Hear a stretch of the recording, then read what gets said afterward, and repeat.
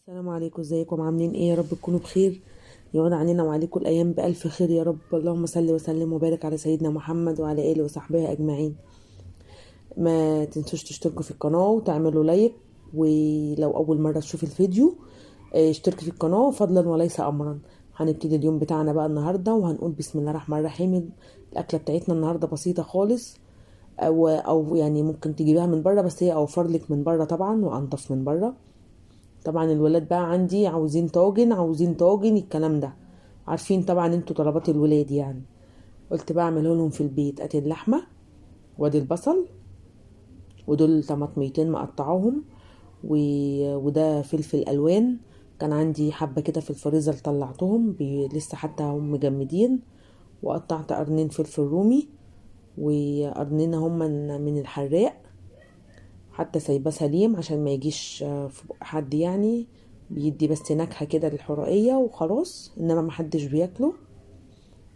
حطيت بقى اللحمة اهو تتشوح كده، وبعد كده هنزل عليها بالبصل. طبعا انتي هاتي الكمية اللي انتي عاوزاها. اللحمة دي يعني الكميات دي براحتك انتي ممكن تاخدي الفكرة وتطبقيها زي ما انتي محبة، بالامكانيات اللي معاكي، يعني الامكانيات اللي انتي بتحبي يعني اللي تقدري تعمليها. بس حطيت اهو رشة ملح. انا بحط ملح كده على اللحمة اول ما بحطها، ملح وفلفل اسمر، بحيث ان اللحمة ما تبقاش مكلكعة، تبقى يعني كلها فرولة كده مع بعضها. ودي بهارات لحمة برضو حطيت منها تديها نكهة كويسة. بس وهي طبعا اللحمة بقى بتنزل، بيبقى فيها نسبة دهون، اللحمة المفرومة كلنا عارفين كده، فهي بتنزل بقى الدهون اللي فيها. ما حطيتش بصراحة عليها حاجة يعني دهون ولا حاجة. وبتنيني بقى اقلب كده، وبعد كده بقوم حاطه عليها البصل. طبعا إن ممكن تحطي البصل الاول يتشوح وبعد كده تحطي عليه اللحمه، دي تمشي ودي تمشي. هنزل اهو بالبصل بقى، برضو البصل ده تعملي الكميه اللي انت عاوزاها. ولو يعني لو عايزه تعملي كميه كبيره والباقي تشيليه في الفريزر برضو عادي. ولما بتيجي تعملي تاني تطلعي اللحمه من الفريزر، انا ساعات بعمل كده، بطلع اللحمه من الفريزر تفك وتبقى جاهزه تعملي بيها اللي انت عاوزاه، بدل ما لسه تعصجي والكلام ده. بس انا عندي بقى الولاد عاوزين طاجن والكلام ده، فقلت اعمله لهم انا في البيت، يبقى طبعا اوفر وانضف. انا مش بشكك في اكل بره طبعا، لا، بس برضو انضف يعني. هحط بقى اهو الفلفل، برضو الفلفل ده بيدي للحمة المفرومة نكهة حلوة بصراحة. والكمية برضو بتاعتك، تحطي قرن فلفل قرنين فلفل، تحطي 3. وهحط اهو معلقتين صلصة. انا بصراحة ما بحطش بالمعلقة كده، انا بحط اهو كده بس. اهم حاجة بس برطمان الصلصة ده لما تفتحيه تحطيه في التلاجة تاني مقلوب، لان لو اتساب 5 دقايق عدل بيبوظ. ده حد يعني، من حد من شركة صلصة نفسها اللي قايل الكلام ده. قال لي البطرمان بالزيت ده لو اتفتح خلاص، لازم ان ما اتقلبش يبوظ في ساعتها، ما يقعدش تاني. حطيت معلقة بابريكا، دي مش شطة، دي بابريكا، برضو تحمرها. طبعا انت اي اضافة بتضيفيها للاكل بتدي طبعا نكهة تانية. عايزة ما تحطيش برضو عادي ما تحطيش. انا ممكن لو ما عنديش ما بحطش بصراحة، يعني انا بشوف عندي بقوم حاطة، مش عندي خلاص ما بحطش، ما مش الاكلة مش هتقف يعني عليها. اهو بصوا بقى بعد التشويح انا طبعا بفصل الفيديو يا جماعة عشان بس ايه ما يطولش عليكم، عشان انا ما بحبش. بصوا ده الفلفل الالوان اهو لونه احمر. كان عندي كنت عاملة البتاع ده، اللهم صل على النبي، كنت عاملة اللي هو الشاورما السوري، وكنت حاطة عليها يعني الفلفل الألوان ده. بس أنا بحط عليها التلات ألوان، اللي هو الأخضر والأحمر والأصفر. ودول فاضي وحطيتهم بقى في الفريزر، قلت هستغلهم في اي حاجة تاني. بس هتنيني بقى كده اشوح فيها برضو، ما بزودهاش مية ولا اي حاجة، اشوح كده فيها وخلاص. امسكها بقى انقلها على العين التانية عشان احط حاجة تانية على العين دي، لان انا عندي هي العين دي بس الكبيرة بصراحة. عندي بقية العيون صغيرة، العين الكبيرة التانية انا عندي البوتاجاز 4 عيون، فالعين الكبيرة التانية مش شغالة. ربنا يكرم كده ان شاء الله وجوزي يحن عليا ويرضى يصلحها لي. بس حطيتها يعني انا اكتريت شغل على العين اللي هي الكبيرة دي بصراحة. هعمل بقى الصلصة. ده توم اهو، دقيت فصين توم بقرن فلفل رومي وعليه كمون. بص لونه حتى هو كله كمون اهو، بحط له كمون خشن، بدقه معاه في قلب الهون. وضربت طبعا الطماطم في الخلاط وهحطها عليهم. انتي تعملي الصلصة يعني، هو بصراحة يعني انتي تظبطي الصلصة بيظبط معاكي الطاجن كله. دي بنتي دي ايديها، هي لازم تحطي ايديها كده. ربنا يخلي لنا اولادنا يا رب ويبارك فيهم. هشوح بقى كده التومة، مش هخليها تتحمر، لا هشوحها بس ليه تصفر كده وخلاص. وبعد كده هقوم نازله عليها بالطماطم. تحاولي طبعا تجيبي الطماطم تكون حمرة كده وحلوة عشان تبقى مدياكي لون احمر كويس. ولو الطماطم مش حمرة معاكي ممكن تحط عليها صلصة بابريكا، اي حاجة متحمرة يعني. ساعات بتبقى الطماطم اصلا في السوق كله مش حمرة، اكيد كلنا عارفين الكلام ده. بس شوحتها بقى اهو كده، وهقوم نازله عليها دلوقتي بالصلصه. ما تنسوش بقى يا جماعه تشتركوا في القناه وتعملوا لايك.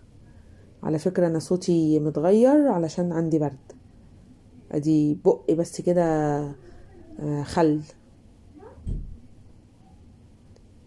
بحيث ان هي ايه بدل ما نحط له دقه يعني مش هيبقى عندي دقه، لا في بقي خل اهون.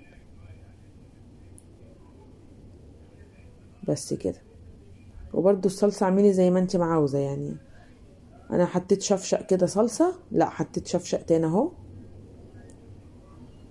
وكنت نسيت بصراحة ان انا احط الصلصة دي الاول، المفروض ان انا احطها بعد الثوم، بس نسيت بصراحة، راح من بالي خالص، فقمت احطها بقى كده دلوقتي. وهحط عليها معلقة بابريكا بتحمرها برضو. بس وتسيبيها بقى ايه مع نفسها كده 5 بس كده خلاص وتكون خلصت.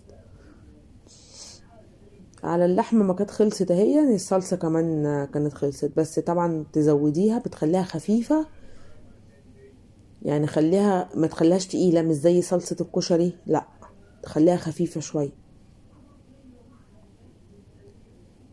زودتها اهو بقى مية بحيث ان هي ايه تبقى خفيفة يعني كده، ما تبقاش تقيلة ولا حاجة. وبرضو حسب ما انت ما عاوزة يعني، عاوزة تقليها انت حر. بصوا يا جماعة الاكل ده اذواق، كل نفر بياكل على حسب ما هو عاوز يعني. الاكل انت هتعمليه انت اللي هتاكليه، مش حد تاني اللي هيجي ياكله مكانك. حطيت بقى رشة فلفل اسمر عليها، وحطيت رشة فلفل اسمر اهو برضو على اللحمة تاني. وحطيت ملح، تحيقيها بقى زي ما انت ما عاوزة. حطي انا حاطه فلفل اسمر اهو. انت بقى تحطي توابل، حطي كمون، حطي ملح. ادي دي كده توابل اهي حطيتها. عايزه تحطي مرقه ماشي، على حسب ما انت هتاكلي. طبعا مكعبات المرقه دي في ناس بتحطها وفي ناس لا. انا ساعات بحطها وساعات ما بحطهاش. بص الصلصه بقت خفيفه ازاي. هخليها بقى تاخد غلوه كده بس، وهقوم طفيه عليها على طول اهي. بصوا بقت عامله ازاي، غلوه واحده. هي يا دوبك بس كده غليت بصراحه. انا بوريكم اهو الخفيه بتاعتها عامله ازاي. بس طفيت عليها. وادي الطواجن كنت غسلاها طبعا ومصفياها كويس عشان ما تبقاش مبلولة ولا حاجة. تعملي بقى على حسب بقى الاعداد اللي عندك، يعني طاجنين 3 4 10 انت حر. وادي اللحمة اهي، وجايبة كيسين مكرونة. برضو المكرونة برضو تجيبي النوع اللي انت عاوزاه، في مكرونة سايبة، في مكرونة اكياس، اللي على حسب ما انت عاوزة. هدهن بقى الاول زيت كده، همسك كله طبعا هدهنه زيت ماشي بالفرشة دي كده، بقيت هبقى هدهن كله وبعد كده هقوم حاطة المكرونة. لا الاول هقوم حاطة اللحمة. معلش لو انا متلخبطة، انا بس مني كان عندي دور برد ولسه ما راحش، فسايب اثر جامد بصراحة. ده انا جالي وقت انا ما كنتش بعرف اتكلم من كتر الكحة. كنت لو اتكلمت اكح، ما كنتش بعرف اتكلم خالص. هحط اللحمة اهو. حطي برضو اللحمة زي ما انت عاوزة، كتير قليل. انا كنت حاطة كتير بصراحة، عشان انا كنت حابة ان هي تبقى كمية اللحمة كتير مش قليلة. انت عايزة تحطي كده برضو ماشي، عايزة تقللي عن كده ماشي، ممكن تزودي برضو عن كده على حسب براحتك. اهم حاجة بس ايه، ان انت تسويها كده، عشان بس الطاجن طبعا ما بيبقاش كبير. اهو تسويها بحيث ان لما تحطي المكرونة تبقى برضو كلها بسوا بعضها، ولما تحطي الصلصة كده يعني.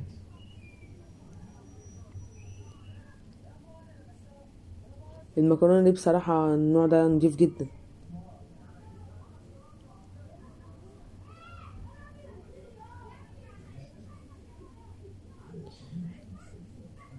اهو حطيت انا اهو كبشتين كده، ولقيت في مكان تاني قمت حاطه.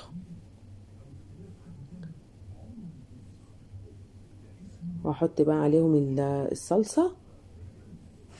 وكنت جايبة ورق اللي هو الفويل ده. اهو بص الصلصة. انا بصوا بقى المكرونة دي، في ناس بتسلقها نص سلقة وفي بيحطوها كده، انا بصراحة حطيتها يعني حطيتها كده. ممكن انتي لو عايزة تسلقيها نص سلقة ماشي، بس هي كده يعني بتستوي، بتبقى كويسة برضو ما بتبقاش وحشة. انا بهزه كده بحس ان هي ايه، الصلصة تنزل لتحت ويبقى كله فيه.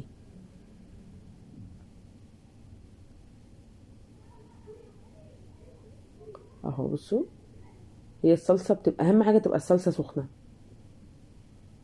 بحيث ان هي ايه تسوي المكرونة كويس. اهو بس كده، ده كده شكل الطاجن.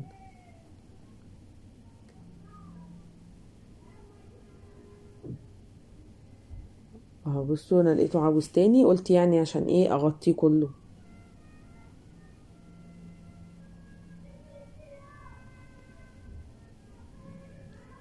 انا في عندي بقى طواجن كبيرة وفي طواجن صغيرة.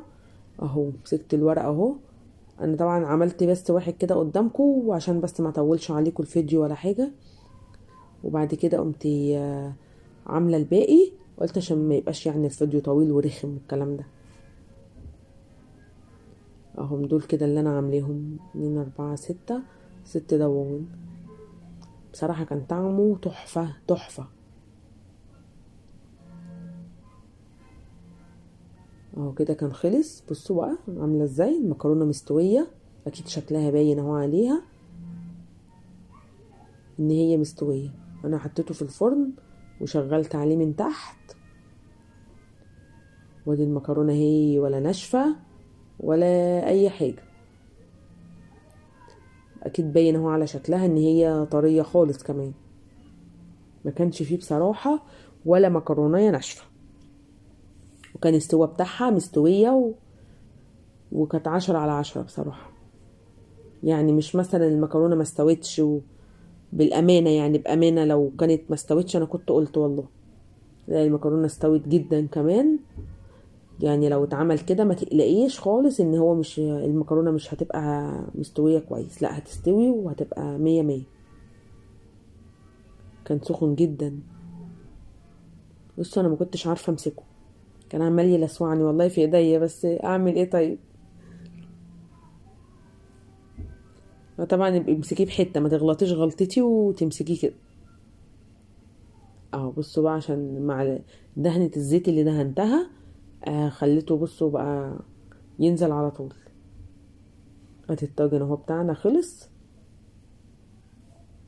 اتعمل على طول، اكلة سهلة وبسيطة وما بتاخدش اي وقت بصراحة ولا اي مجهود.